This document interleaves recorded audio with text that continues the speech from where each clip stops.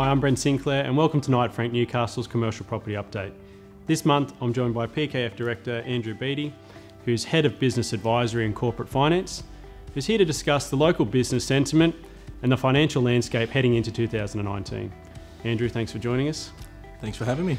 No problem. Now, you've got your finger well and truly on the pulse with the local business community. Can you give us a bit of insight into the local business sentiment at the moment? What are your clients saying heading into 2019? Yeah, it's quite interesting, Brent. As you know, we deal, or my particular area is really in that SME space, a small medium enterprise, which I think gives a pretty good, descriptor of what the market's feeling. Most of them are pretty positive across the board. I can't say that any one particular business or industry is struggling too much. We do a lot of work with them in saying that to get them in the right position so they know where they're going, but feeling pretty good, not just for 2019, but even beyond that. The good news story here is I think for a long time Newcastle was very much on the back of steel or coal, etc., and mining. We're seeing a lot of diversity come into play these days. Obviously construction with where the market's been. Anyone related to that is doing pretty well, and we've got to really focus on them, not just concentrating on the now, but focusing 2 and even 5 years ahead. Health, that's doing really well off the back of the boom and the growing population, the opportunities. We're going to support that. But even things like tourism, hospitality, and really some of that innovation sector too is going really well. So I'd say it's a pretty good feeling. I think the one thing that I always measure it by is my industry, is professional services. I remember I've been in Newcastle now for about 12 years, and for a long time there, people would seek out specialist advice, if you like, or what they call the harder stuff, and they'd go down the freeway. The professional service sector alone up here is a pretty good barometer. It's grown a lot. It's got a lot more specialist skills these days, and good local businesses that need that extra level of service don't have to get down the freeway. They're stopping here. So I think that's a pretty good sign of what's happening. Yeah, great. Looking ahead into 2019, there's been a lot of talk in the market about the Royal Banking Commission and banking policies at the moment. What is happening in the credit market at the moment? Great question. It's very topical, and I'm not going to begin to try and work out what's happening with the banks themselves, but at the end of the day, it's happening for a reason. What we're finding from a practical sense in the business world is that it's more of a process to get funding and approvals and that sort of stuff. By no means am I saying the banks aren't lending. I think there's a bit of a witch hunt there sometimes in the media.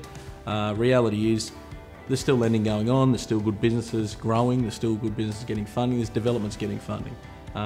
What we're finding is the process is so much more diligent and stringent these days, and therefore they're being somewhat more selective. So for a long period of time, many people would probably be a bit lean on an application or their credit policy, etc. That's not being allowed anymore. So the message, I guess, for businesses and investors, etc., is to really look and say, are we prepared? Can we back up? Can we justify our business case, I guess, which, to be honest, isn't a bad approach for business at large. And look, in the self-managed super fund space, we've seen a lot of individuals and businesses looking from a self-managed super fund perspective with property. What conversations are you having with your clients around that in relation to property? It's interesting.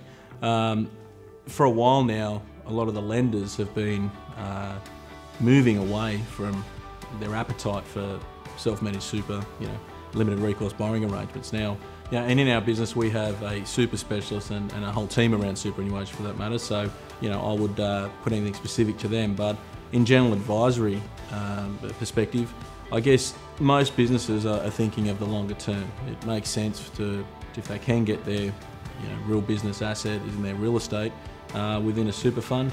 It can give them a good investment long term. Most people, based on ages and demographics, they like property. I don't think that's a secret. And if you can combine that with the superannuation asset that has surplus funds, that makes sense. I think the key thing again is really need to think about the legislation changes and the banking appetite changes around super.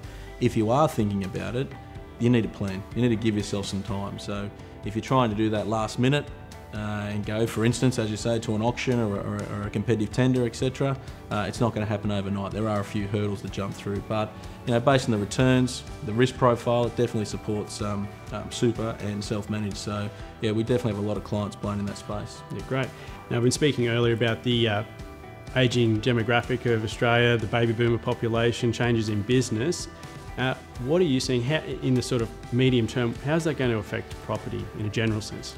Yeah, look, I think some of the changes we're going to see in the foreseeable future around not only investment strategy but business succession is some of the biggest change we've seen in Australia's history, for that matter. The baby boomer cohort is such a large demographic that, I don't know if you know, but in 2016 they first turned 70. Okay, so we're seeing a big portion of our population that's been in accumulation phase effectively, now going into a liquidation phase to move into retirement and fund that lifestyle. In addition to that, it's estimated that about 80% of SMEs, small to medium enterprise businesses, are owned by baby boomers. So a big chunk of the business market in Australia will be changing hands and moving into that next stage of life. That creates challenges. It also creates opportunity. Take into account what we said about banking. Even more so, you need to make sure that things are in order from a credit application point of view to make sure you can have those funds to take advantage of those opportunities. And then you look on the other side, a lot of people will be cashed up, for a better term, and looking for good returning sustainable investments to fund their lifestyle into the future. So to me, that's some of the biggest change we're going to see over the next 5, 10, 15 years. And we're already seeing it now with that merger and acquisition market and business sale market really starting to ramp up, even up here in Newcastle. Great advice. Well, look, thanks for joining us today, Andrew. Well, look, that's all from us. Thanks very much for watching, and I'll be sure to keep you updated throughout the year.